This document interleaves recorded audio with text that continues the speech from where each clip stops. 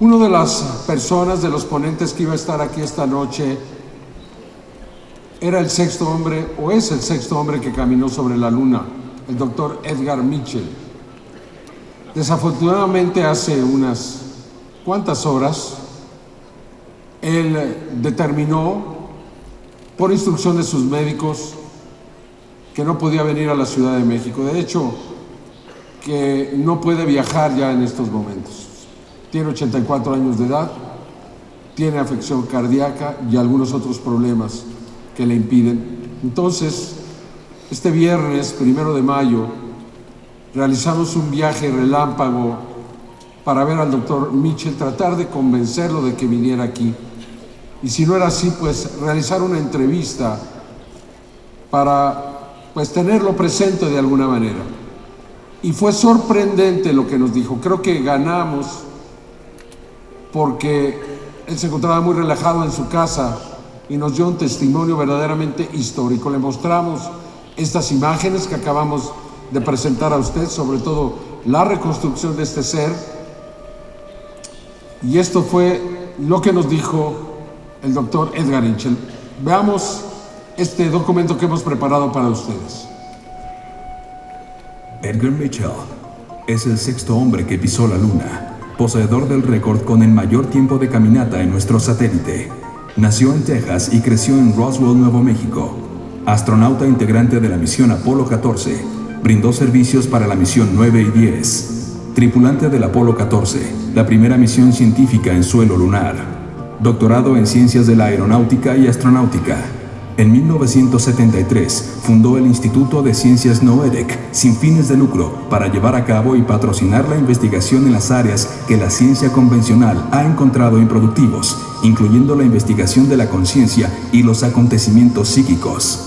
Miembro de INREES, Instituto para la Investigación de Experiencias Extraordinarias. Afirma el encubrimiento de visitas extraterrestres por parte de los gobiernos.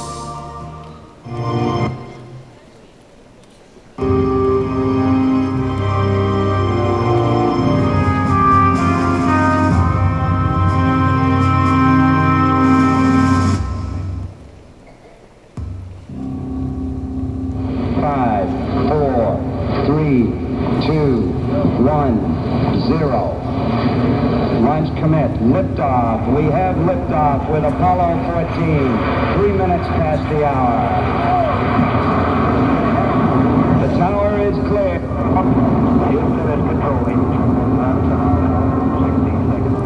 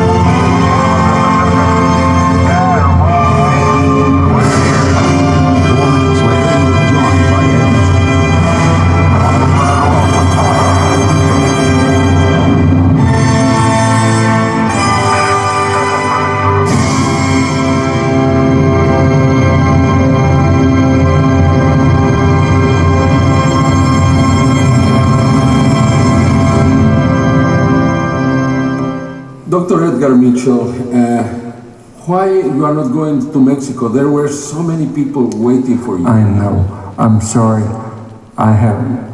It takes me now. I'm 84 years old now. And when I go on these long trips, it takes me 2 weeks or so to recover. It just wipes me out. And so I had to cut back on my travel and go by Skype. I travel by Skype, or like we're doing it here, do it through interview, instead of physically going. I just did one like this instead of going to Germany with the team over there. It's not that I don't want to go, it's just that once I go and come back, and I'm no good for the next 2 weeks. It just wipes me out. You wanted to go to Mexico? I wanted to, but I just can't travel that much anymore. It's just too hard on me. And so my doctors said, you better stop it. And they told you it's dangerous for you now. To cut down, slow down, quit traveling around the world and talking all over. If I can do it by Skype, that's much better. Or you coming here. Okay, we want to show you something that is a very important evidence. There are 2 slides that were found accidentally some years ago, and they have been investigated in the last few years, and now even some specialists, physical anthropologists, experts in forensic science, anatomists and physiologists from Mexico and from Canada have made an in-depth analysis of these images that we want you to see and have your comments on it. Okay. Well, it's certainly not human, but if we're saying it's one of the groups that have come visiting from another place, that's fine too. We don't know where they came from and how to get there. We don't have the technology, but maybe we will in due course. Well, it doesn't look human to me. Huh? It doesn't look human to me. No, they're certainly not human. Certainly not human. But what you're showing me, it looks like what I thought the little grays are supposed to look like. And since none of us have really seen them yet, well, some people have seen them in person. I haven't, but some have. Well, the only witness alive that was in the Air Force in Roswell, who is Eleazar Benavides, has seen the picture, and he says, that's what I saw. That's the creature that I saw. Oh, I don't doubt about that, yeah. That's what he would say. It looks like what you portrayed here is the remains of being, as far as we know, what the little grays looked like that were at Roswell. No, all of the investigators who are credible investigators in Europe, in the United States, South America, Mexico, I know most of their work very well. And it fits right in with the stories that we have heard and what we made of the ET extraterrestrial visitors that have come here.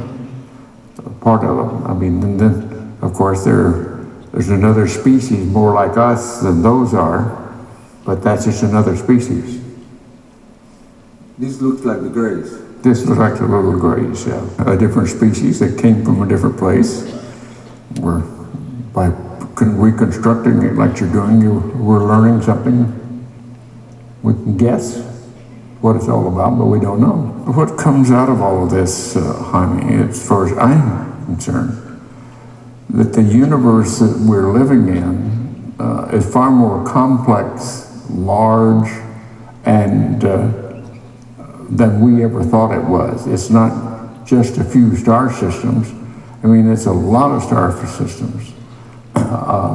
I often use the analogy, our civilization, our planet, is just one grain of sand on a huge beach that goes on throughout the universe as far as we can see. We don't really have a good handle at all on how many civilizations, how many star systems, how many galaxies, galactic clusters there are. There are millions and billions of them, and they seem to extend forever in all directions. And we're not sophisticated enough, well, certainly we're sophisticated enough to go to the moon, but that's a long ways from getting out into from saying we've been out into the star system. And so we're just beginning to do what they have done, apparently. When you went to the moon, that thought came to you, how small we were? Well, no, because I didn't realize when I went to the moon, we didn't have the knowledge then of how many star systems there are. We knew some, we knew there were a lot of them, but today, in today's world, looking at what we know that's different from 40 years ago, 50 years ago, 60 years ago, we now know that our universe, and it may be several universes. We can't say it's all just one universe. There may be several universes. And we don't know what all types of beings are there, what types of animals are there, what types of plants are there. But the evidence is suggesting that it goes on forever and ever and ever in all directions. And far more complex than we ever had reason to believe from the past. Well, I'm 84 years old, and I realize we have less than another two or three more lifetimes like mine. If we don't change our ways, we're not going to be here anymore. We're going to kill ourselves off. Es el doctor Edgar Mitchell.